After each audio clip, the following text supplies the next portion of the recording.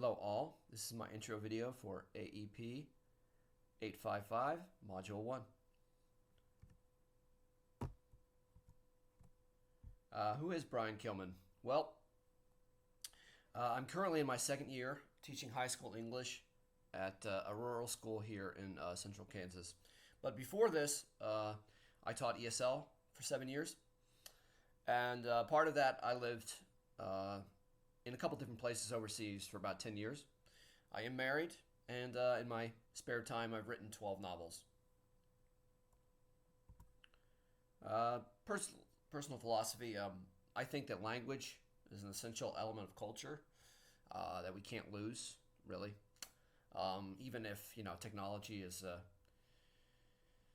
more appealing presently, I guess you'd say.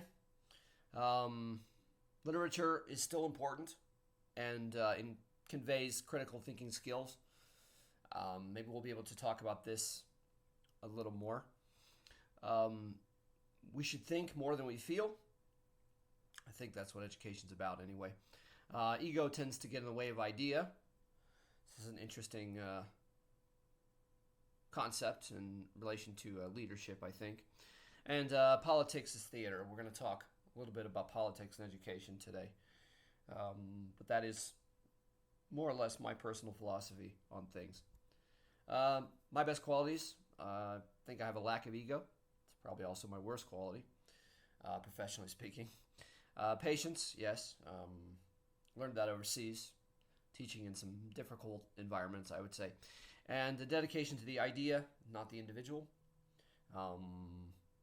This means that as far as things go, things are fair and equitable, I think, in our relationships to ideas. Okay, so now we're going to go into the Lindell and Reese Chapter 1 reading. I read this several times, trying to pull out some things to talk about. So this first question, why do politics influence schools? Well, I wrote, there's a history of a less than perfect relationship between government and education in America. I think it probably has to do with our system and, the federal system. And historically, a certain percentage of the people have distrusted a large government. That's why, the federal system and why we have states, and then the tension between the states and the federal government. And it shouldn't really be a surprise that this also affects education, right? Then I have a couple quotes here that I pulled out of the chapter. Standards split skills from knowledge. This is something that surprised me as I came back to American education and really got into it for the first time. For example, Common Core. I try to teach the Common Core standards. These are skills, more or less, that mandate very little in terms of material. I think there's something about Shakespeare and the founding documents of the United States. Other than that, you can pretty much teach any material you want, and it allows you to teach to the skills, not to the material. And this would be appealing in terms of districts, because they can teach their own material. For example, the suburbs would probably tend to be a little more progressive in their material, their choice of the material, than a rural district, I would say. Why did the standards evolve? This one I kind of had a hard time with from the reading, but this tension between leadership and how much leadership is going to influence education. I think, what do we want from our kids as a society? Where are we trying to lead them to? Are we trying to lead them into STEM? Are we trying to lead them into vocations? But we're going to continue to see how politics, influences education. I wrote the hands-off era is probably over. I mean, politicians like to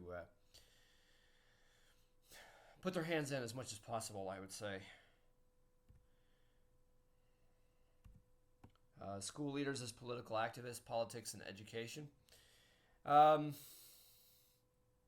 would say that as much as possible, we should be shaping our students to be aware, to be cognizant, to be critical thinkers. That is my own belief on this. Education is a small place. I teach in a rural district. Our district is combined two districts formally. They pushed them together. Recently had a chance to go to a Board of Education meeting. I'd like to see these decisions. Always, the need to keep up enrollment numbers.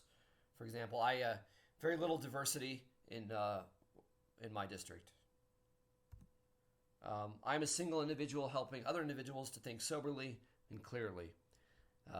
This is the way that I look at education.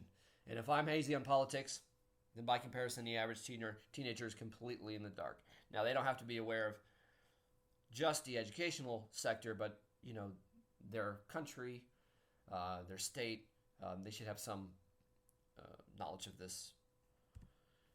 Being aware is important. Education faces the same tidal wave as other areas of society. You see it all around you. There's a tension between traditional liberal education and the coming wave of dogmatism. I will leave you on that. We have to decide, and we will decide at some point where we go and what education is going to be.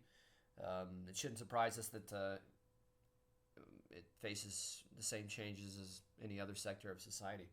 Thank you for listening. I look forward to a good semester, hearing from all of you and your contributions. Thank you.